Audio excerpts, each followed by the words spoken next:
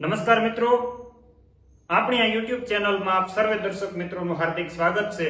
અને મિત્રો, આપણે આજની ચર્ચા કરવાની છે તલના પાકોનું ખાતર વ્યવસ્થાપન, એટલે કે પાણી દ્રાવ્ય જે ખાતરો છે એનું શેડ્યુલ કેવું હોઈ શકે, તલના પાકમાં ક્યારે ક્યારે ખાતરનો છંટકાવ કરશું તો આપણે સારું ઉત્પાદન મેળવી શકશું. મિત્રો, છેલ્લા 1.5 વર્ષથી યુટ્યુબ ચેનલના માધ્યમથી આપણે ખેડૂત સુધી પહોંચવાનો પ્રયત્ન કરી રહ્યા છીએ, પરંતુ ઘણીવાર એવી કશાશ રહી જતી હોય, ઘણા બધા ખેડૂત મિત્રો એવા રહી જતા હોય કે જે કદાચ વિડીયોને જોતા હોય પરંતુ ચેનલને હજી સુધી સબસ્ક્રાઇબ ન કરી હોય. તેવા મિત્રોને એક વિનંતી છે કે મિત્રો, આપણે ખેડૂત સુધી પહોંચવાનું છે તો આ ચેનલને સબસ્ક્રાઇબ કરી દેજો.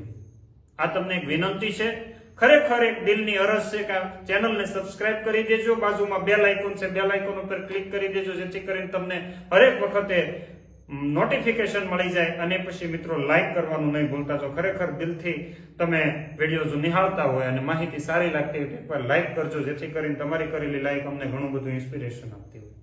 મિત્રો, આપણો એક પ્રયાસ હતો અને એની અંદર આપણે એક માહિતી આપવાનો પ્રયત્ન કરી રહ્યા છીએ કે આ દેશનો ખેડૂત, આ રાજ્યનો ખેડૂત કે આ જિલ્લાના કોઈ પણ ખેડૂતો હોય તો એને માહિતી વિહોણા ન રહે, સાચી અને સારી માહિતી મળતી થાય. કારણ કે 1.5 વર્ષ 2 વર્ષ પહેલા કોઈ પાણી દ્રવ્ય ખાતરોને બહુ ઓછા લોકો ઓળખતા હતા. 19-19 હોય, 25-25 હોય, 052-34 હોય, 0050 હોય કે કેલ્શિયમ નાઇટ્રેટ હોય, બહુ ઓછા ખેડૂતો, જે પ્રગતિશીલ ખેડૂતો હતા, આગળ પડતા ખેડૂતો હતા, એને જે ઓળખતા હતા. આજે લગભગ મોટા ભાગના ખેડૂતો 0050 સુધી ઓળખ ધરાવે છે. તેની પાછળનું કારણ છે કે સ્ટ્રોંગ સોશિયલ મીડિયા. અત્યારે આ દેશની અંદર ઘણા બધા મિત્રો માહિતી આપના સુધી પહોંચાડવાનો પ્રયત્ન કરે છે, તો એ માહિતીને આપ ગ્રાહ્ય કરી અને આપણી ખેતીની અંદર અપનાવીએ. મિત્રો, અમારું કામ કૃષિ વૈજ્ઞાનિક તરીકે એક કૃષિ યુનિવર્સિટીની અંદર જે થતા સંશોધનો દેશના કોઈ પણ ખૂણાની અંદર થતા હોય તો એ આપણા ખેડૂત સુધી પહોંચાડવાનું કામ છે.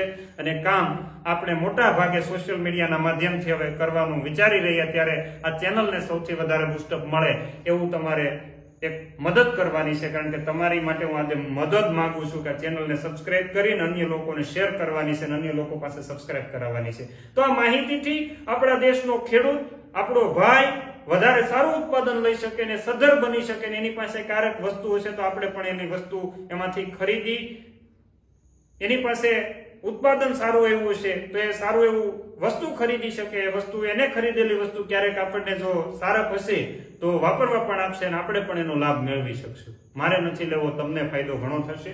એના માટે થઈને એને માહિતી સભર બનાવવાનું છે.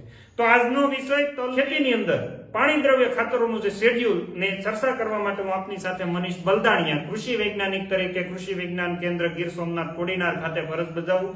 ઘણા બધા રૂબરૂ મળે છે, ઘણાની મીટિંગની અંદર મળે ત્યારે કહો સાહેબ તમે, પરંતુ બધી જગ્યાએ પહોંચી નથી શકાતું. એ અમારી લિમિટેશન હોય છે, પરંતુ આપણે યુટ્યુબના માધ્યમથી પ્રયત્ન કરશું કે તમામ લોકોને મળી શકીએ. તો મિત્રો, તલનો વાવેતર ખૂબ સારા વિસ્તારની અંદર થયું છે. ઘણા બધા તો તલનું હજી વાવેતર કરી રહ્યા છે, પરંતુ જે લોકોએ કરી દીધું છે વાવેતર ખૂબ સારું થઈ રહ્યું છે અને થયું છે, તો એવા મિત્રોને તલનું સારું ઉત્પાદન શરૂઆતની અવસ્થાથી જ સારું મળે તો તમને ફાયદો ઘણો થશે. કેમ કે વિકેટ શરૂઆતમાં પડી જાય તો ટીમ દબાઈ જાય, એટલે આપણે આમાં વિકેટ પડવા દેવાની નથી. યાદ રાખજો, તલની વિકેટ પડવી ન જોઈએ. એના માટે થઈને પાયામાં જે માહિતી મેળવી અને જે કરવું પડે એ કરવા તત્પર થઈ જવાનું છે.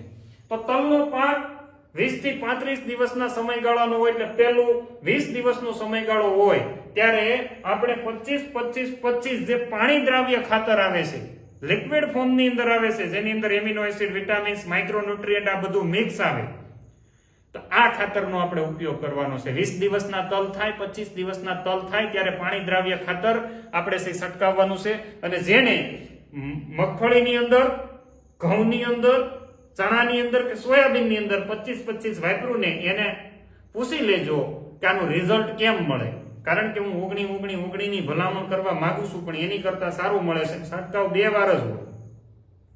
એટલે ઘણાને એવું થશે કે સાહેબ તમે 25-25-25, પણ એ ગ્રેડની વાતો કરું, કોઈ કંપનીની વાત નથી કરતો. મેં ક્યારેય W25-25 નું હાથમાં નથી લીધું, કારણ કે આ ગ્રેડ આવે છે, ગ્રેડની વાત કરું છું.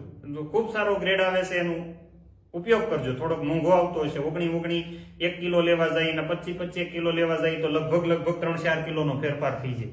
19 4 કિલો મળે તો આ 1 કિલો જ મળે. રિઝલ્ટ ઓલું 4 કિલો સાંટો તો એવું ન મળે, એવું 25 નું ક્યારેક મળતું છે. જોયું એટલા માટે અને ખેડૂત બોલે છે એટલા માટે તમને ભલામણ કરું છું. તમને મન પડે તમે તારે 19 સાંટજો, પણ 25 ની મારી ભલામણ છે. એટલે એની અંદર બીજા વર્ધકોની ખાસ જરૂરિયાત નહીં પડે અને તલનો પહેલેથી સર્વાંગી વિકાસ સારો થશે. એ સિવાય જો તમને 25 ક્યાંથી મેળવવું તો અહીંયા આપેલા નંબર ઉપરથી તમે કોન્ટેક્ટ કરી શકો, ત્યાંથી માહિતી તમને મળશે.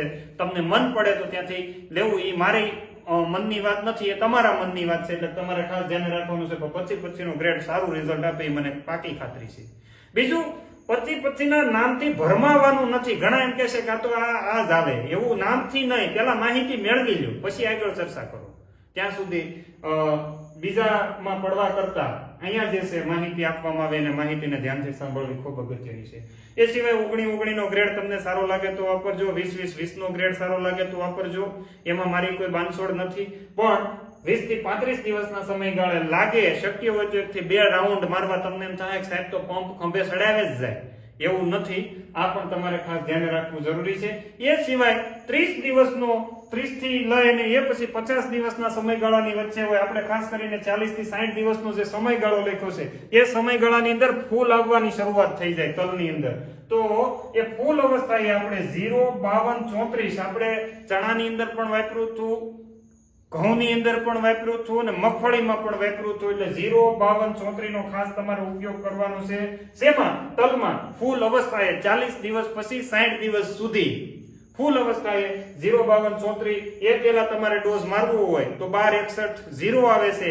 એને આપણે 35 થી 40 દિવસનો જે સમયગાળો છે એની વચ્ચે મારી શકાય, જેથી કરીને છોડનો લંબાઈ છે એની અંદર વધારો થાય. તલની લંબાઈ જેટલી વધે એટલું ઉત્પાદનની અંદર ફાયદો થાય. એટલે 12, 61, 0 પણ મારી શકાય, એની પણ મારી ના નથી. આ બધાનું માપ 25, 30 ગ્રામ એક પંપની અંદર 30 થી 35 ગ્રામ, 19 હોય, 20 હોય તો એ 100 ગ્રામ, 12, 61 હોય તો એ 100 ગ્રામ.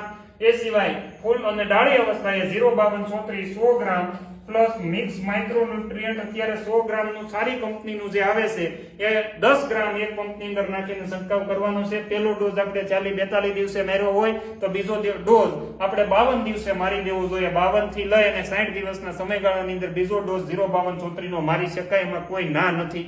એકવાર બોરોન નાખી શકાય. બોરોનમાં ખાસ ધ્યાન રાખવાનું છે, અમુક વાર બોરોન વધી જાય એટલે છોડ થી દાઝી જતા હોય, એટલે બોરોન તમારે વિચારીને વાપરવાનું છે. એટલે 0, 52, 34 નો જે ડોઝ કીધો એ 40 થી 60 દિવસ અને એ પછી છેલ્લો ડોઝ 65 થી 80 દિવસના તલ થાય એટલે તલ છે પીળા પડવાના શરૂ થાય એ પહેલા 13-0-45 કે જે આપણા છોડની અંદર ખોરાક બન્યો છે એના વહન માટે ખૂબ અગત્યનું છે. એક જગ્યાએથી બીજી જગ્યાએ ખોરાક બન્યો એના વહન માટે આની ભેગું 20 ગ્રામ બોરોન નાખી શકાય. છોડ પીળા પડવાના શરૂ થાય 13-0-45 100 ગ્રામ અને બોરોન 20 ગ્રામ નાખીને છંટકાવ કરી શકાય. અને છેલ્લે 0-0-50 એની અંદર સલ્ફર પણ આવે છે અને 0-0-50 એટલે પોટાશ પણ હોય છે. એટલે પોટાશ અને સલ્ફર આનો ઉપયોગ કરાય એટલે આને સલ્ફેટ ઓફ પોટાશ કહેવાય. એટલે 60 થી 65 દિવસના સમયગાળા તલની અંદર કાંઈ ઘટે નહીં જો આ શેડ્યુલ ફોલો થાય તો. એટલે વોટર સોલ્યુબલ ખાતરોનું શેડ્યુલ છે.